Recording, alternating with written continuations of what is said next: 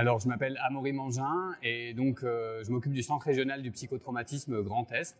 Je travaille aux hôpitaux universitaires de Strasbourg et je dirais que j'ai choisi psychiatrie de nombreuses fois en fait dans ma vie. J'ai commencé déjà par choisir psychiatrie très tôt.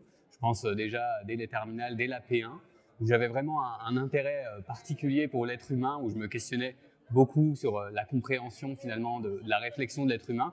À l'époque même, je peux le dire, je lisais beaucoup de mangas et je trouvais qu'il y avait des choses qui étaient assez poussées dans cette réflexion-là. Et donc, ça m'a vraiment intéressé de mieux comprendre.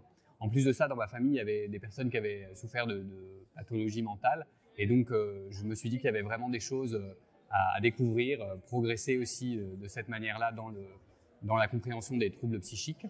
Et ensuite, j'ai vraiment rechoisi encore psychiatrie pendant l'externat, où j'ai hésité. Je m'intéressais aussi aux urgences. Je trouvais la réflexion diagnostique aux urgences très intéressante. Et je me suis aussi rendu compte que je passais beaucoup de temps à écouter les patients qui venaient de faire une tentative de suicide et que c'était pour moi vraiment passionnant de prendre ce temps, d'écouter, de rassurer et ensuite de proposer des moyens concrets pour diminuer finalement cette détresse dans laquelle les patients sont. Et j'ai voulu aussi en savoir plus, découvrir ce métier pour continuer à aider. Et je pense que psychiatrie, c'est un métier qu'on choisit tous les jours. Et d'ailleurs, je pense qu'un beau congrès comme le Congrès français de psychiatrie auquel je suis aujourd'hui, ça nous permet chaque fois de revaloriser notre métier parce que la psychiatrie, c'est vraiment à la croisée de multiples disciplines, la sociologie, l'anthropologie, mais aussi les sciences biomédicales, la neurologie. J'ai été psychiatre de liaison pendant 5 ans en neurologie et j'ai vu à quel point, par exemple, la maladie de Parkinson, qu'on apprend comme étant une maladie neurologique avec une triade symptomatique très motrice, est vraiment un diagnostic neuropsychiatrique et à quel point on peut aussi apporter à ces patients avec le métier de psychiatre.